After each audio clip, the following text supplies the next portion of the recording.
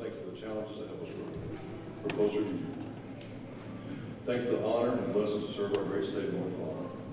Help us not forget that you made us few out of many to do your will. Lord, I pray for those that do not know Christ. Send us out each day to do your will so that others will know your word and his salvation. Please watch over us, guide us, and lead us. We love you and thank you. Amen. Allegiance to the flag of the United States of America and to the republic for which it stands, one nation under God, indivisible, with liberty and justice for all. The gentleman from Caldwell, Representative Hall, is recognized for motion.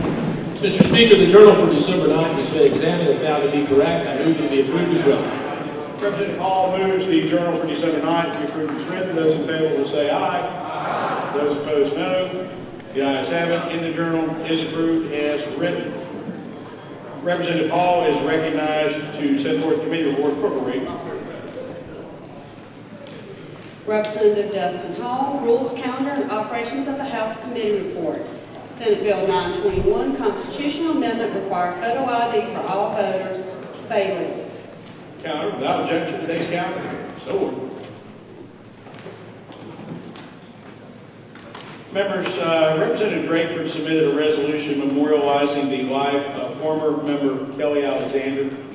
The resolution contained the full Mecklenburg delegation as primary sponsors, exceeding the maximum number permitted under our rules. However, the chair would ask without objection that the clerk be ordered to, number one, file the resolution notwithstanding the sponsorship rule to allow that, and second, that the resolution receive its first reading today and be added to today's calendar. Is there any objection? Hearing none, it is so ordered. So it's going to resolve at least the filing, introduction of bills and resolutions. Clerk will read. Representatives Drakeford, Carney, Cunningham, Majid, Cotton, Autry, Belk, Bradford, Harris, Lofton, Logan, Terry Brown, and Butler. House Joint Resolution 1082, a joint resolution honoring Kelly Alexander, former member. Calendar.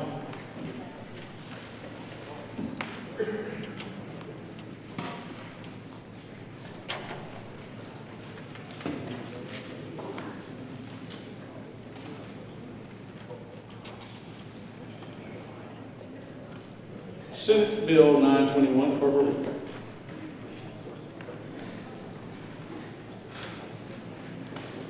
Senators Hayes, Daniel P. Newton. Senate Bill 921, a bill to be entitled Constitutional Amendment, require photo ID for all voters. The General Assembly of North Carolina enacts. The gentleman from Iredell, Representative Mills, is recognized to debate the bill. Thank you, Mr. Speaker. Good afternoon, members. Senate Bill 921 is very straightforward. The bill would submit to the voters the question of whether to amend the North Carolina Constitution to require voter photo identification for all voters. That's in person and absentee. I ask for your support. For what purpose does the lady from Guilford, Representative Harrison, rise? To debate the amendment. Lady has. Thank you, Mr. Speaker. I'll keep this brief, and I appreciate Representative Mills' remarks, but I just want to point out that this bill is not necessary. We don't need a constitutional amendment. We already have a statute that covers this issue. It should be noted that our absentee ballot requirements now are the strictest in the nation. I also want to know why we would put into a constitution an amendment that we know establishes a flawed process. The Rules Committee heard testimony from an individual who had worked the voter protection, the nonpartisan voter protection hotline. There were a number of, and I saw this myself when I was working the polls, there was an enormous amount of confusion amongst both the voters and the poll workers in terms of what was an acceptable form of voter ID. And this has more than almost 500 voters who are disenfranchised because they didn't meet the voter ID requirement as interpreted by the local poll workers. And this is the in-person voter ID. I will add that there's some speculation that this constitutional amendment is actually meant to get into the way of some litigation related to the usurper doctrine. The case is NAACP v. Moore. which is in the middle of a discovery process. So for these reasons, I would encourage you to vote no. Thank you.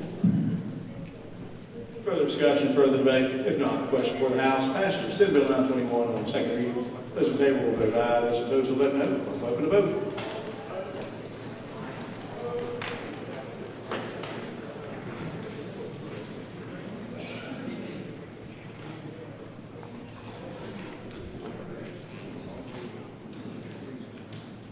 Representative John, vote. Clerk will lock the machine and record the vote. 73 having voted the affirmative, 45 in the negative. Senate Bill 921 passes second reading. Without objection, read a third time. The General Assembly of North Carolina enacts. Question for the House. Passage of Senate Bill 921 on third reading. Those in favor will vote aye. Those opposed will vote no. Clerk will open the vote.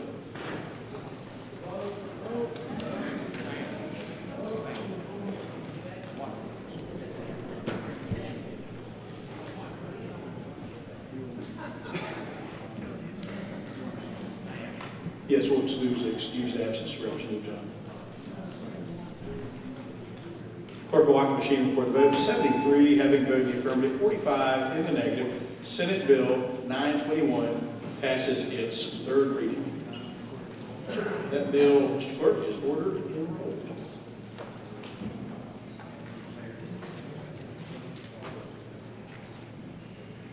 Representative Reese, the gentleman approach the dais, please. As well as the rules chair and the majority leader.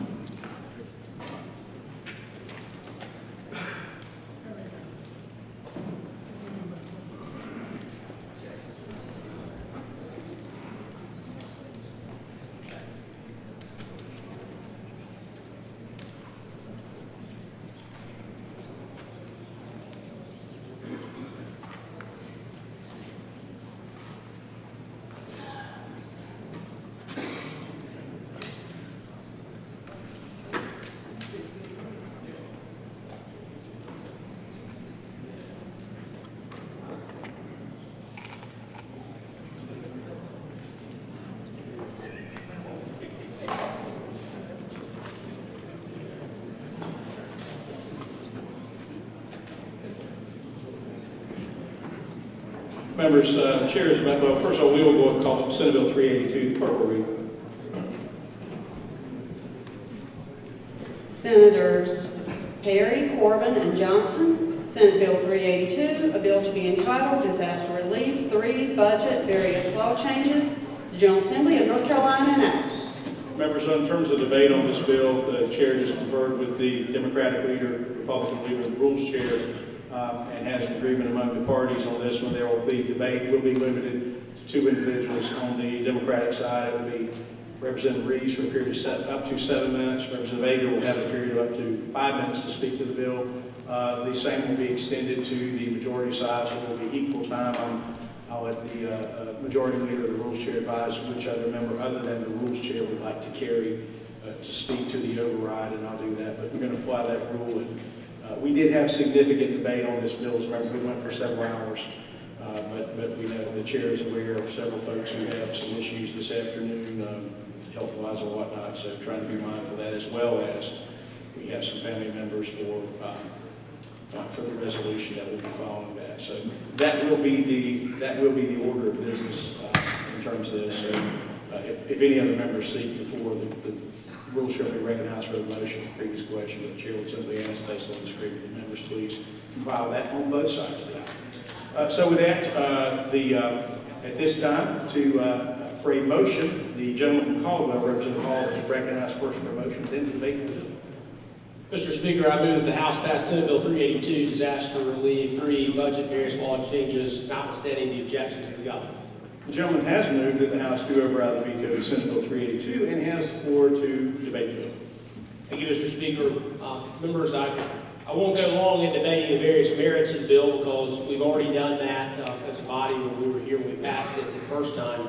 But I will speak to a couple of things that I heard in the media, some things that I frankly think were framed incorrectly. And the first deals with disaster relief in this bill. The disaster relief, as I understand it, is a federal Those of you who have been here before this session, have been through hurricane relief before, understand that the way that this body's handled hurricane relief has been similar to the way that it's been handled in the past. We've had many hurricanes in eastern North Carolina. And typically those hurricanes cause such damage to the state that it's not possible for the state alone to meet that burden. And that's why Congress, time after time, in natural disasters across the country, comes in and passes funding to go to those affected states. That's what I think is going to happen here. I spent all day yesterday in D.C. talking to our federal delegation, including both of our U.S. senators. We've got every indication that help is on the way, and on the way very soon. Probably by Christmas, by the end of this month.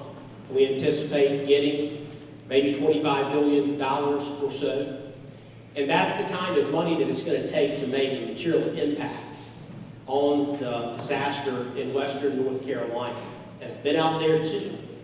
Been to some of your districts to see the devastation. Some of you all have lived it, as Representative Dudley Green has, who went with me yesterday to D.C. to make our case to our folks in Congress. It's probably a $50 billion problem. Hurricanes generally do cost tens of billions of dollars, and no state, no matter how fiscally well they handle things, can possibly meet that kind of burden. And so what we do as a state is what we've done this time. We come in and we pass a bill to try to meet at least some immediate relief for those folks who are most affected. And this body now has passed roughly $1 billion in funding for storm relief for western North Carolina.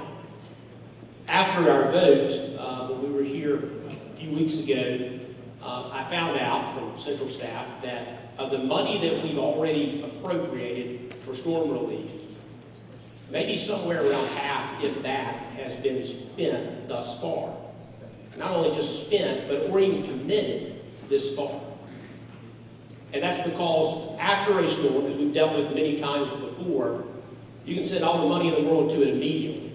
But you've got to go out and figure out where the need lies. And the damage area is so great that it takes time for folks to figure out where does the money need to go. And again, that's why the billion we've already sent has not been spent.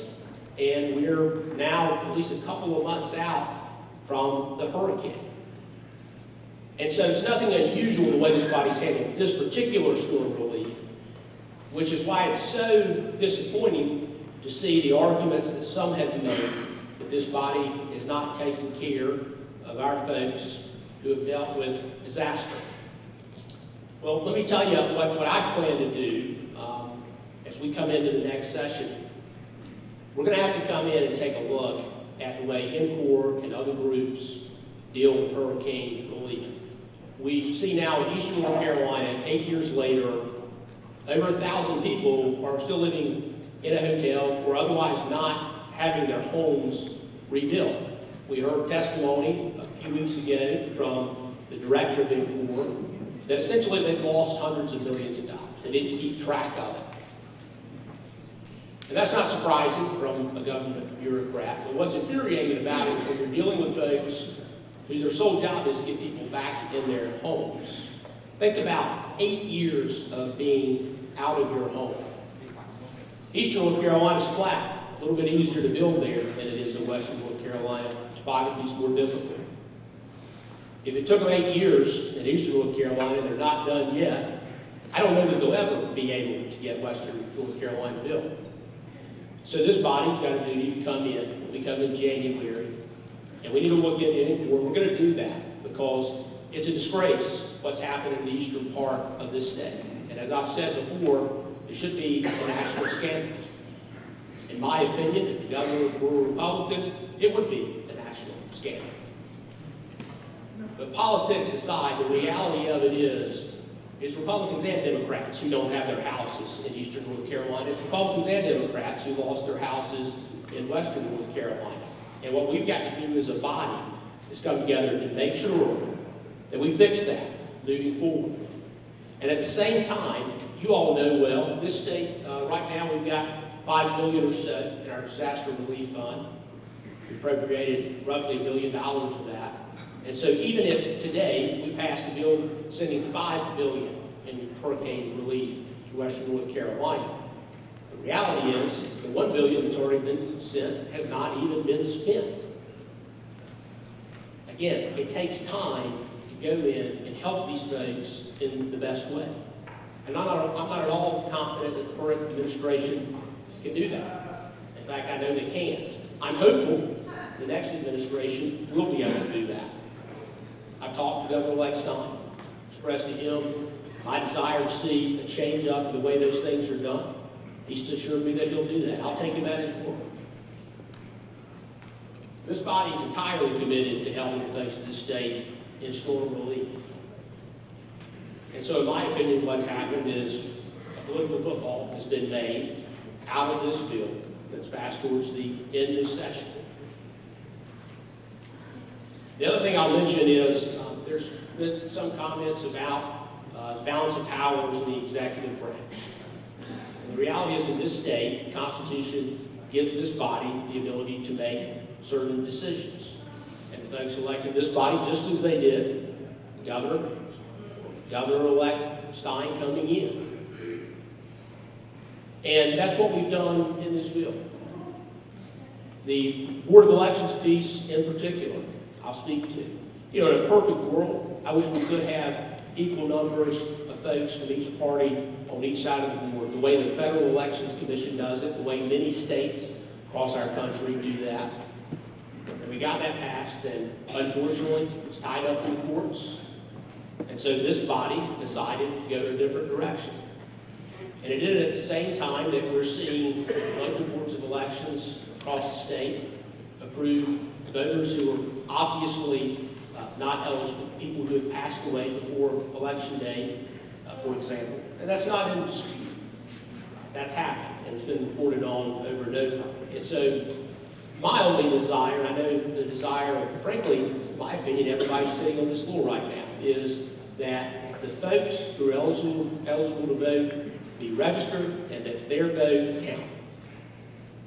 And it needs to be this body making those rules, because that's how our system works. The General Assembly creates the law, the executive goes in and enforces it. And in this bill, part of the executive branch, the state auditor, will do that. I simply disagree with the way that the current State Board of Elections has handled things, preventing parties that are maybe on the right from getting on the ballot, while helping parties who are on the right get on the ballot, while making it very difficult for parties on the left to get on the ballot. And they've had to be sued by people like the Green Party to get on the ballot. And so my point is not to get into every potential example of what I see as abuse of the process by the Board of Elections, but my point is to say our desire simply is that the law be enforced as it's written, no more and no less, and that folks be properly registered and that votes be properly counted. So I hope you'll override this veto. I know that there will be much more to come in storm relief in western North Carolina, and we've got to continue to help those in eastern North Carolina as well. Get 8 years out, not back into their homes. When we come back in 2025, I expect to be the speaker of this body, and I can tell you that my sole priority from day one is going to be that hurricane relief.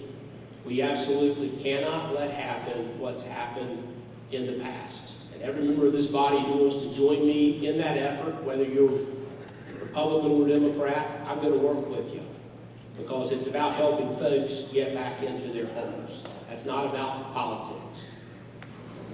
This bill provides... Chair would remind the folks in the gallery to please not interrupt the proceedings. The folks in western and eastern North Carolina need our help. And this bill does more than just money. Hurricane relief is not just about money. I've talked about money we've already sent, the fact that it's not already been spent, but it also provides things that really matter to folks with regulatory relief for western North Carolina, delaying their payments on licenses, and certain other issues they shouldn't have to deal with while they're out of their homes, dealing with issues like building codes to make sure that people have a warm place to sleep while the state comes in and tries to help them. If we don't override this veto today, those people will have to wait another at least 40 days to get that relief. And so I bet if you ask those folks who are there on the ground now, does that matter to you? I'll tell you that it does. This bill gives them that relief immediately. I hope you join me in voting to override the veto. Thank you, Mr. Speaker. The lady from Buck, Representative Prather, is recognized to veto. Thank you, Mr. Speaker.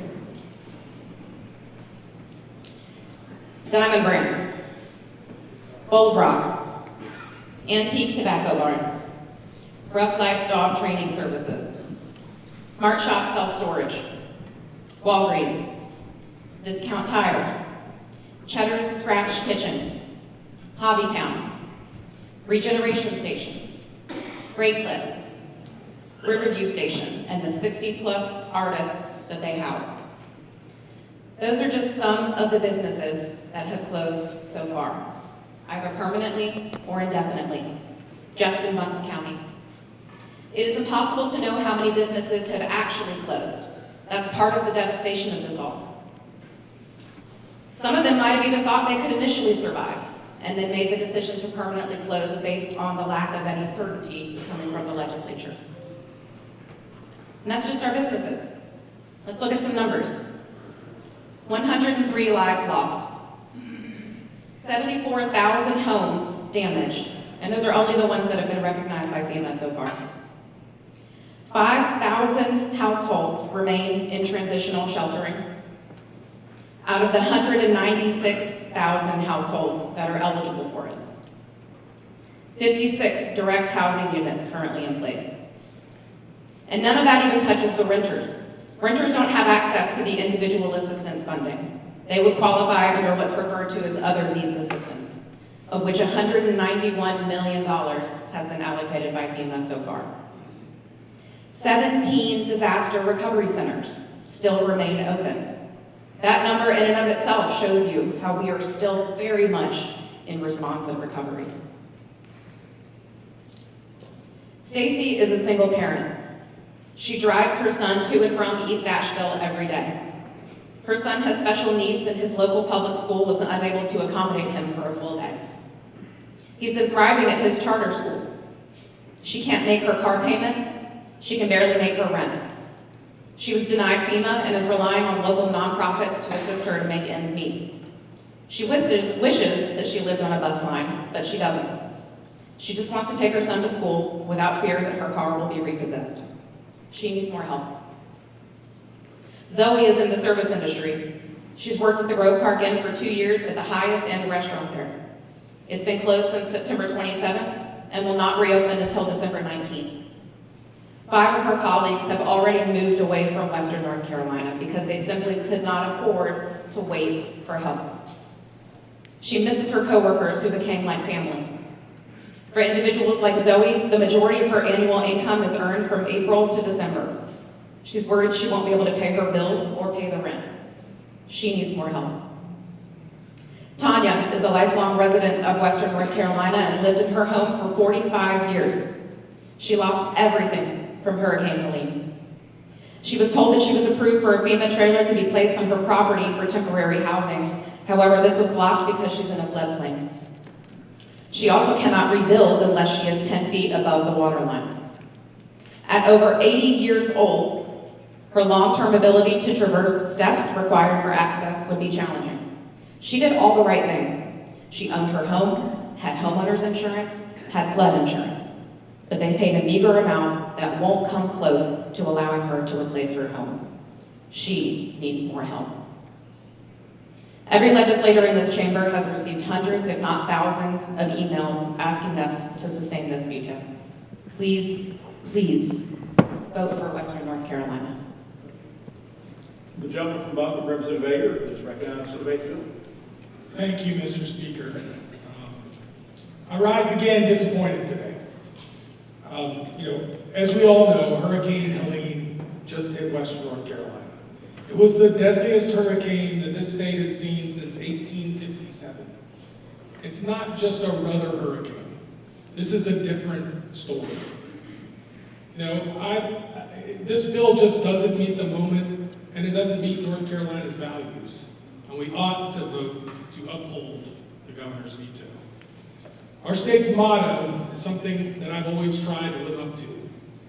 Esse quam videre, to be rather than to seem. And this bill just seems to do something to help. It doesn't actually do it. And that's the real problem. The people of Western North Carolina, as you've heard here and have heard, yesterday and today, people need help. And this bill just doesn't get it to them. I realize we've put some money out there, but it hasn't gotten into the hands of the people that need it because it's not directed that way. It's directed to a lot of other institutions and governments and other things like that. In the mountains, this isn't a political issue. We're all on the same side of the mountains. People are suffering and they need help. In 2018, Hurricane Florence hit Duplin, and Duplin and Onslow and Pender and Sampson and New Hanover, Brunswick counties. It was devastating. And the North Carolina General Assembly stepped in to help. Within 3 months of that disaster, the General Assembly allocated $1.5 billion for relief. We're now at the 3-month mark for Helene, and we know where we are. That money went to homeowner, to repair homes. That money went for affordable housing. It was funds for farmers. For Helene, which by all estimates that I've seen, is about 3 times the value of Florence. And we've allocated 2/3 as much money at the 3-month mark, just to balance the two against each other. I struggle every day and wondering what I'm supposed to tell my friends, my family, my neighbors, when I go down the food line to pick up groceries. The only grocery store in my little community. Do I just tell them, what they already suspect?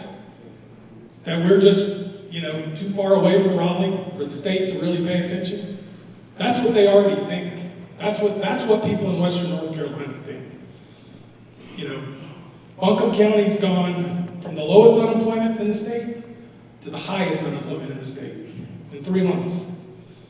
And we've got businesses failing. We've got farmers trying to figure out what they're supposed to do with fields that are covered up in silt and soil and sand, and others that are just, bedrock. We had a committee meeting this morning, which is a good first step. But it's been 3 months. We've been down here a couple of times, and we should have done more sooner. We talk about figuring all this out. The people in North Carolina are tired of hearing that help is on the way. It's not coming. And that's the way people feel. So we've just got to do better. We're not here,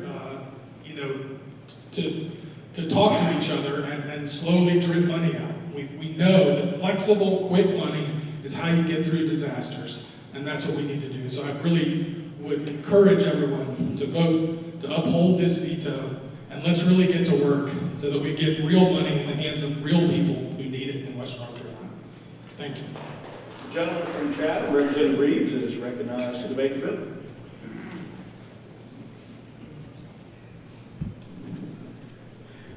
Thank you, Mr. Speaker. One, for the folks that are here, I want you to understand a whole lot of us won't talk. We don't have that option.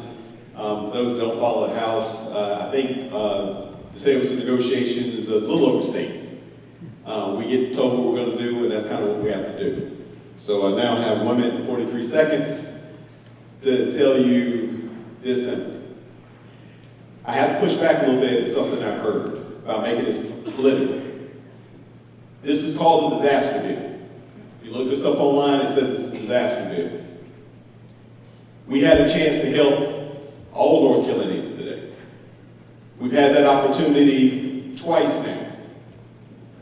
We don't even have to come back for session at these times. So if we're coming back in the midst of the worst disaster that we've had in the history of this state, I would have loved for us to use this as an opportunity to put everything about our politics aside and maybe even show the country that the right thing to do is to worry about the people. We may have had other plans until the disaster hit, just like the people in Western North Carolina had other plans before the disaster hit. But when disasters hit, you recognize one thing: all that other stuff doesn't matter anymore. We need to help people get their lives back. That's what we should have been doing today. That's what we should have done a month ago.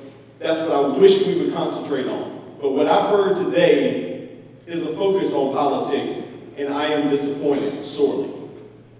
So I am sorry to the people of Western North Carolina that we did not take the opportunity that we had today to do the right thing by you, to decide that it's not worth the politics.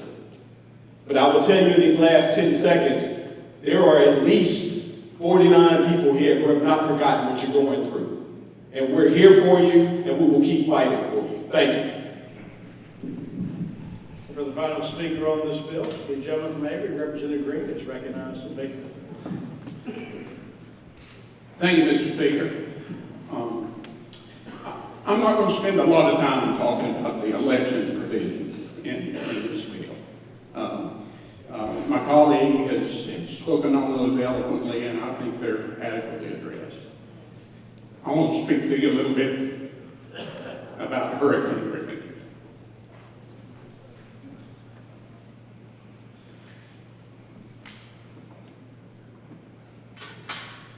September 25th of this year, we had a storm in Avery County.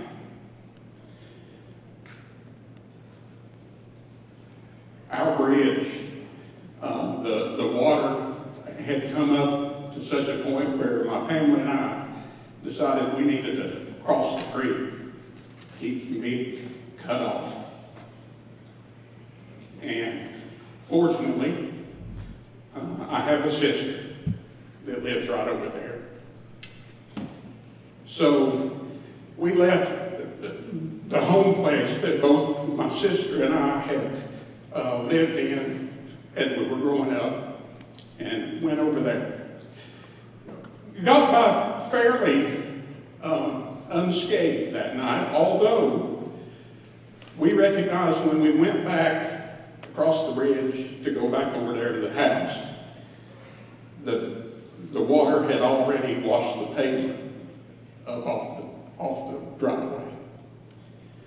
So, and we were saying to ourselves, but the hurricane hadn't hit yet. It's still coming.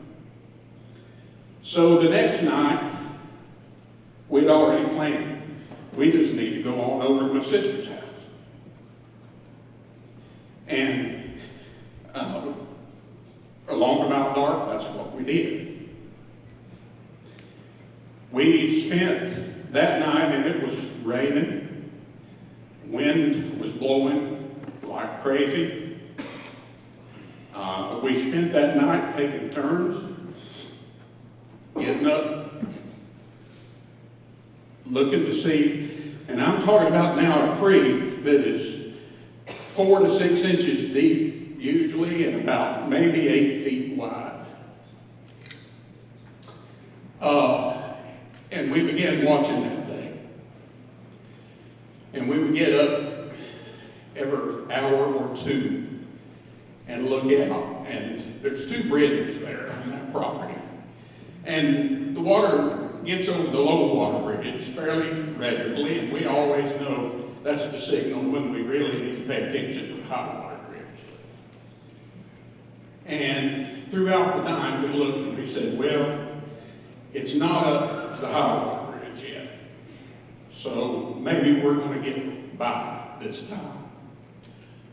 But we went on, and just about everybody in the house got up. My sister, my brother-in-law, my wife and I, my son, my daughter-in-law, actually her sister and their dog. We were all piled up in there in my sister's house. Daylight came and we said, well, maybe we're good. Maybe we're good. This thing's only supposed to last till about 11 or 12 o'clock today. Maybe we're going to get by.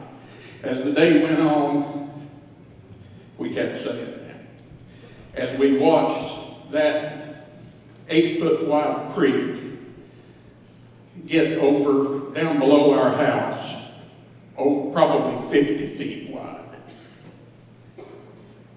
and rushing water. Somewhere along about 10 or 10:30, a culvert from the road above us appeared on our upper bridge. And when that happened, it had come down from the highway about a half a mile up the road. As I learned later, debris had dammed up behind it and caused it to actually blow out. And when it did, that storm surge came down the creek, and no longer was that upper bridge passable. That is only one time in 61 years I've ever seen it do that. But that bridge was not passable. But that storm surge and all that debris came down, and it took a 2-car garage down to the concrete pad. It threw it into the upper end of the house and threw 4 feet of water into that house. That night, of course, we had no way of knowing how extensive the damage was or how many areas were affected because we're at the headwaters of the Tow River. But you got to assume all down the river, it's had some impact. So we, shortly thereafter, the power went out. All communications were cut off. We ended up evacuating there to a shelter, Red Cross shelter, and thankfully it was close by. And sure enough, the storm stopped. Another hour, and we'd probably gotten by. When we got back in there and we could see the water had started to recede, there was no power, there was no communication equipment, nobody could get any gas. I have a daughter who lives in Asheville. No way to get word to check on her. Just didn't know. So that night, my sister and my brother-in-law, of course, they had no power, they had no water. We spent the first night there in the church.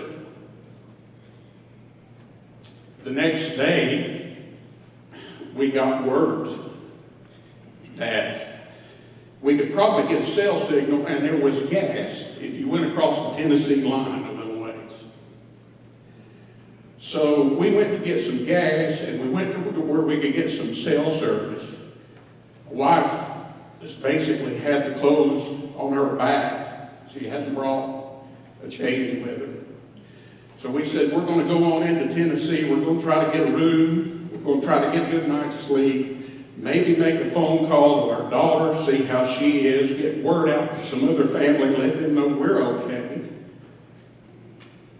Maybe do some laundry, maybe buy a change of clothes. We went, there was not a room to be had, but no room at the inn. We discovered. Walmart was open though. We bought a few items of clothing, no rooms.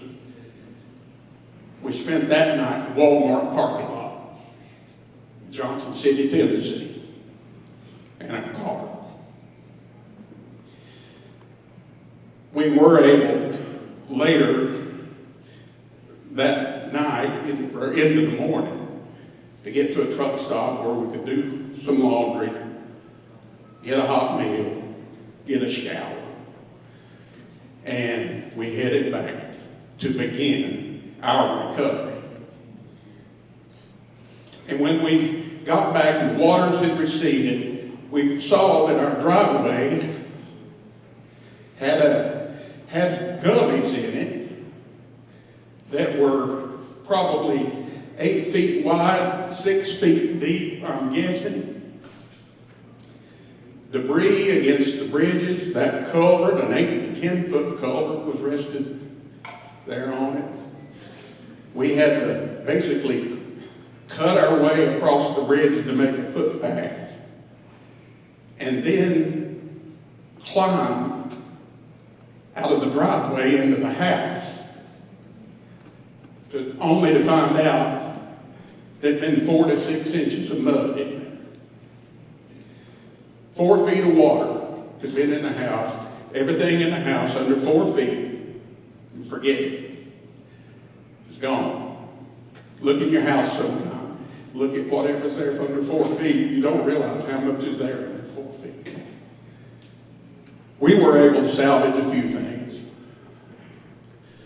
But anything that was cloth, it wasn't solid, basically, was gone. Now it was debris. Had to be mucked out. So, fortunately, we were able to get some help over the next coming days, where we were able to cut the sheetrock out. We were able to muck the house out. We were able to get the carpet out. So hopefully, right now, we have a shell of a house. And we hope to go back there one of these days. But we were blessed in that I had that sister, and she allowed us to come in there and pile in on her. And we stayed there for a month. So Fred, if you're listening, thank you.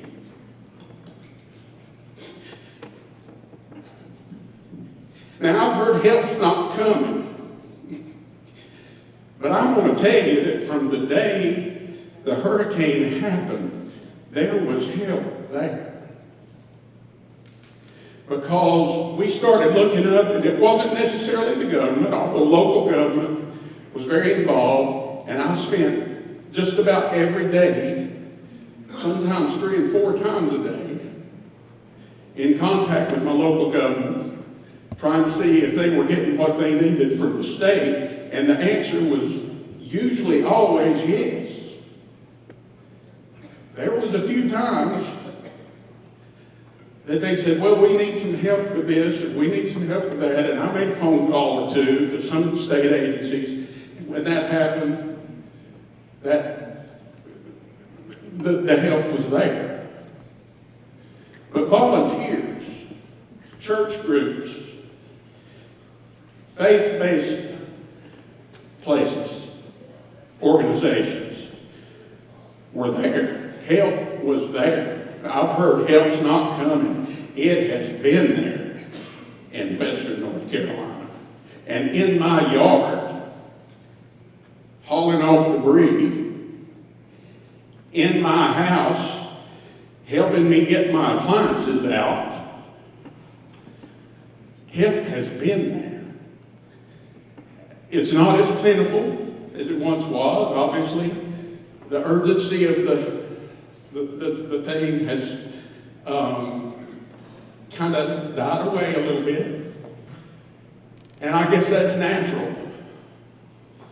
But we are past, I think, and this is where we are past response and we're into recovery.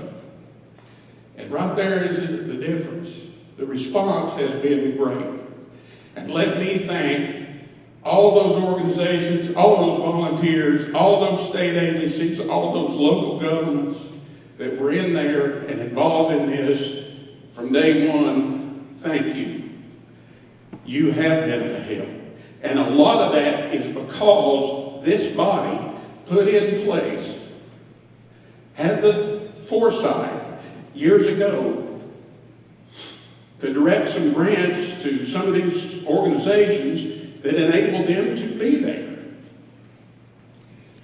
So, to say we're not doing anything, we've done it. And we continue to do it. We've allocated money that hasn't had time to even be spent yet. And we'll allocate more, I'm sure. And Mr. Speaker, let me say thank you so much for your personal interest and dedication in this, because I represent 4 counties. And I know that the speaker himself was on the ground there, interested in what was going on. Could he do to help? Were we getting everything we needed? And I appreciate so much your interest in this and your interest in trying to help us do the right things to recover correctly. And I have no doubt that you're going to take that to Washington with you. And I appreciate that so much. And it was an honor to be in Washington with you yesterday, and Speaker-elect Hall, where we got a commitment from certainly our North Carolina delegation, but other appropriators out there, that they're aware of what's happened here, and help's coming. But I'm from the mountain, just an old mountain boy. We don't have much experience with hurricanes. I know John Bell and some of you guys from the Flatlands have. And so I'm trying to listen to what you guys are saying and understanding that this is a different storm from the mountains, what we've got to recover from. But one thing that I have learned in this whole process is if we outrun the federal government on what we can get reimbursed for, we're not going to be able to leverage those federal dollars in order to do what is right for Western North Carolina. And so I think that the folks who have dealt with these things before and have that understanding, and I appreciate them doing it, appropriations chairs, Representative Bell, you guys have been through this, you know how this federal reimbursement works, and I think this has been done in such a way that gives us the best chance to do that. Because this is a $50 billion incident. North Carolina has a $30 billion budget per year. So if we took our whole next year's budget and every penny of reserve we got, we don't have enough to pay for the recovery on this. And that is the bottom line about it.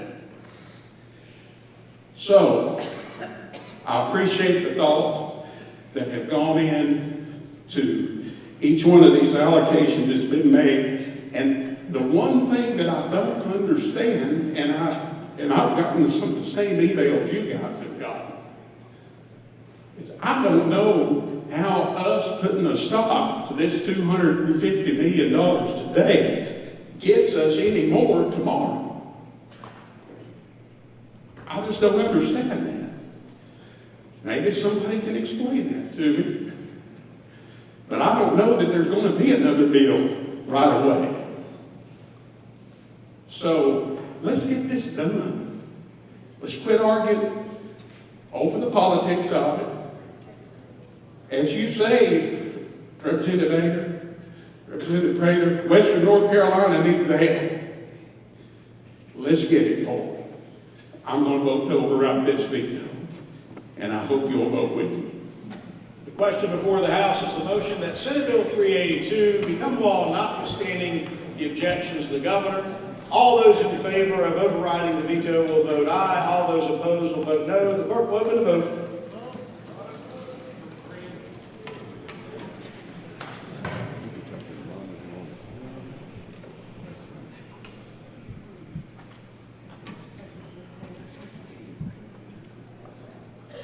The clerk will lock the machine and record the vote. 74 having voted in the affirmative and 44 in the negative, the motion carries. Having passed by the requisite 3/5 vote, the House has overridden the governor's veto, and the bill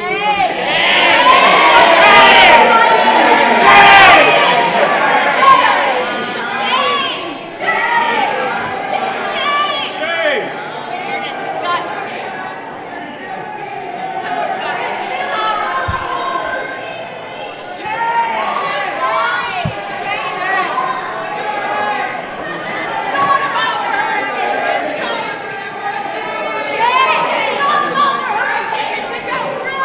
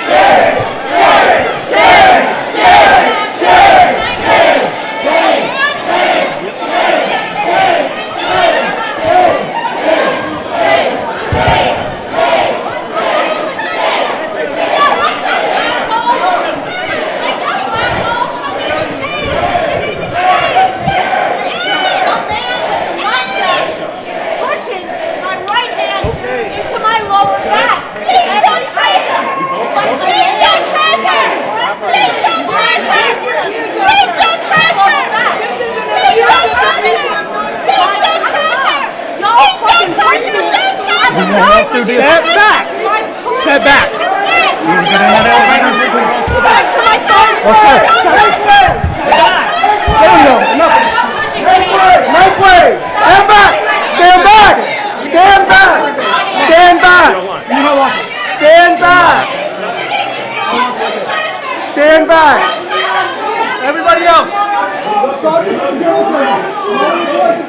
Or you will be arrested. You understand? We're just watching. We're just watching. Lower your voices. Lower your voice, or you will be arrested. Let's go. Let's go. You're going to have to leave, or you're going to start making arrests. We'll ask you to leave the building. Thank you. Let's go. Don't put my face in the locked up. Keep the distance before you get locked up. I can do what I can do. Come on, buddy.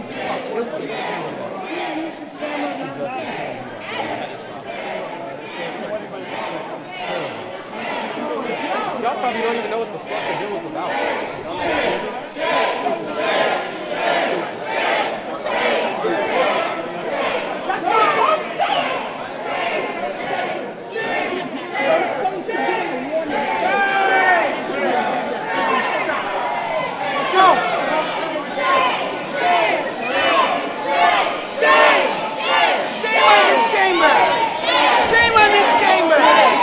Shame on this chamber! You do not represent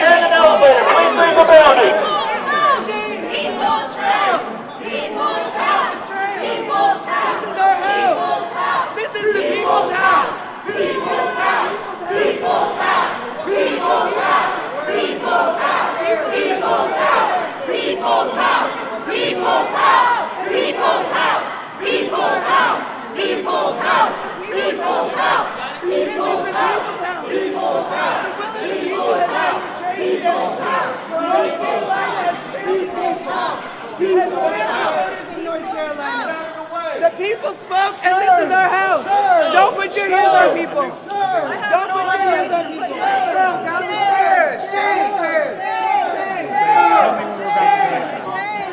Shame on this goon squad for putting hands on people. You want to put that backpack on and everything? This is our house. This is our house. I'm especially getting shocked by these disgusting violence. This is the people's house. And we say shame. Shame. The people have been betrayed. This is our house. Pervert. This is our house. Disgusting. Take them downstairs. Yourself up on a woman. You're Take them disgusting. downstairs. Please step downstairs. Safely downstairs. Pervert. Sexual offender. Take them down the stairs.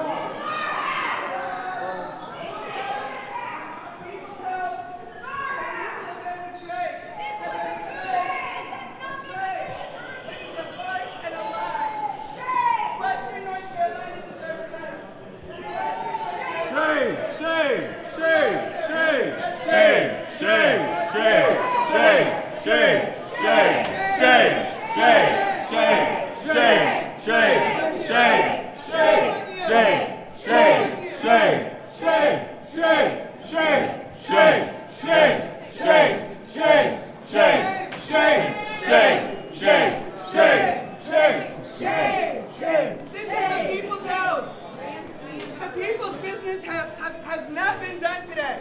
Western North Carolina deserved better. We all deserve better. This is a betrayal. Both doors work. Opening both.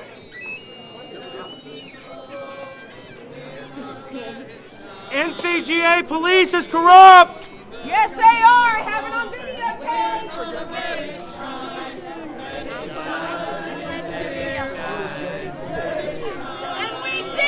And we did let our light shine. I'm sorry, my paper fell. I don't want you to fall. My paper fell under your foot and the reader didn't slide on it. I'm sorry. You can stay for a while. Please stay for a while.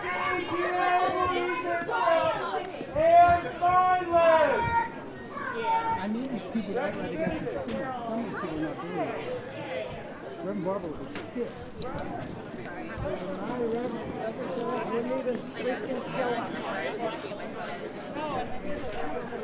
And then I reset my phone.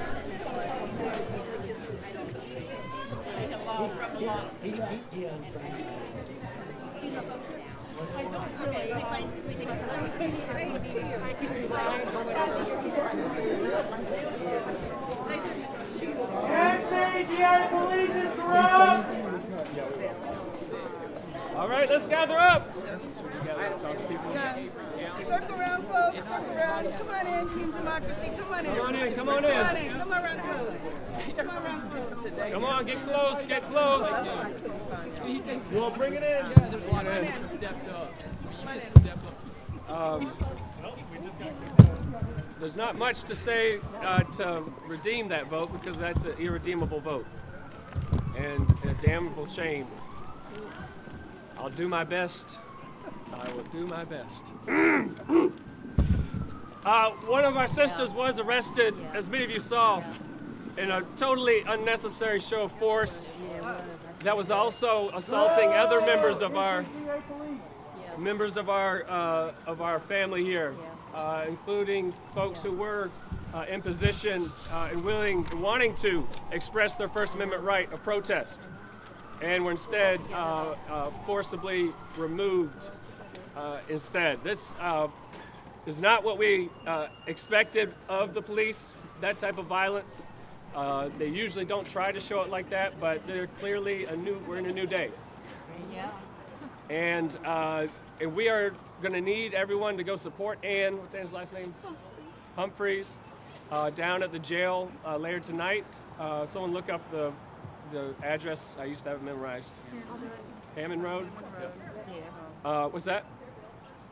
We'll work on bail now. I mean, there's bail in place. So, and if and we'll direct people to it. Yeah, we're going to have to pay close attention to what happens next. 3301 Hammond Road. Some of us might stay here for a minute just to try to keep eyes on her. I know first, but this is a gut blow. And it looks like one of the Democrats swapped. Yep. And one Democrat decided not to show, Cecil Bartman decided not to show, and we need to make him famous. Yeah.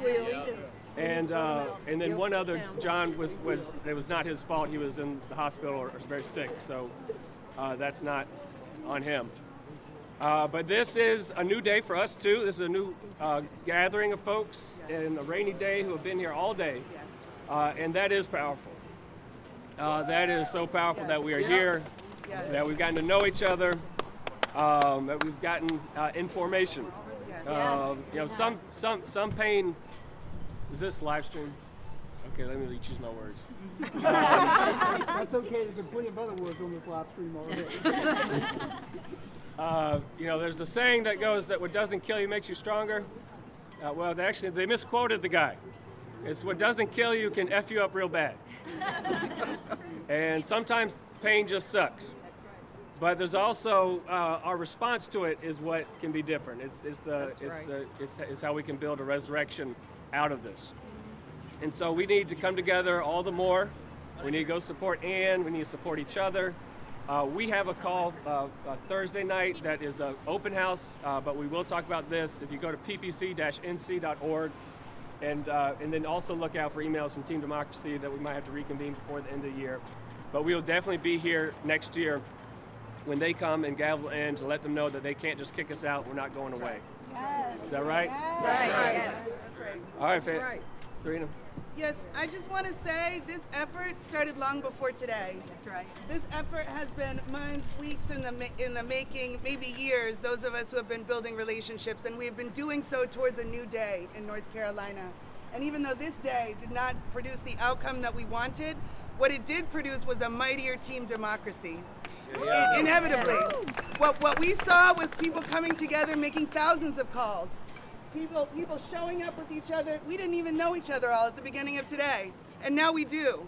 If you haven't met the person standing next to you, please do before you walk away from this place, because we will need each other in the time to come. What we know is that this did not go our way. We also know we have more power in the coming year. We have more power. Yes, this can be a changing moment in North Carolina, regardless of the outcome of this vote. And I hope that all of us look upon each other as the heroes, hometown heroes that we are coming into this place. Right, our people deserve us to stand in the gap when our legislators do us wrong, and we did that today. I am proud to stand with you. We are proud to stand together, and we are going to keep building from here. Amen. That's right. I'm That's sure. right. If it's all right, Ricky, you got a song for us? Or should we do? Let's do. I'm going to offer a blessing, if that's okay, to round us out. And if you feel comfortable, hold on to someone, or just get shoulder with people. I'm too cold to do that right now, and also probably something.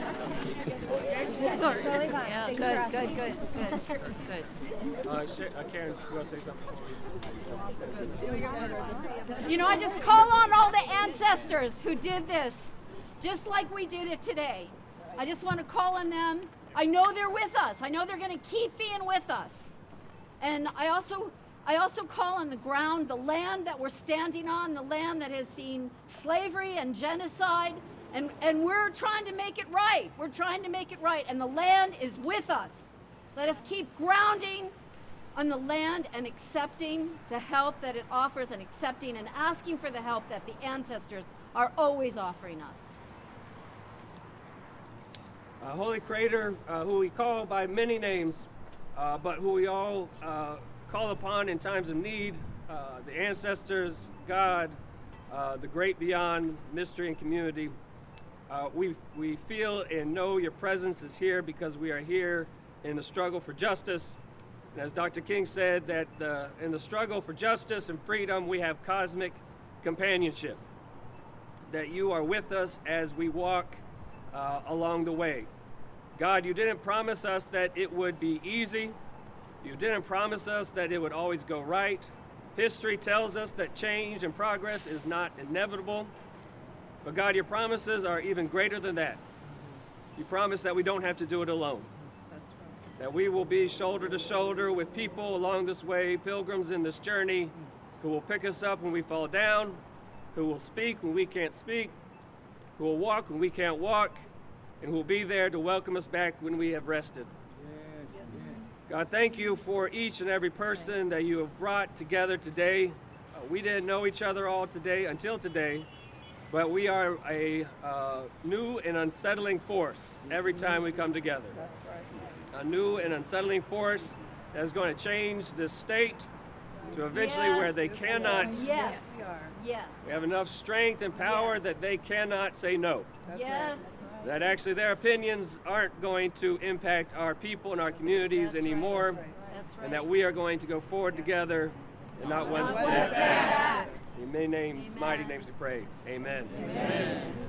We shall overcome. We shall overcome.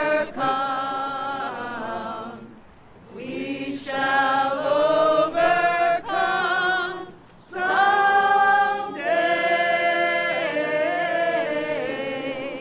Oh, deep in my heart, I do believe that we shall overcome someday. We shall overcome. We shall overcome. We shall overcome someday.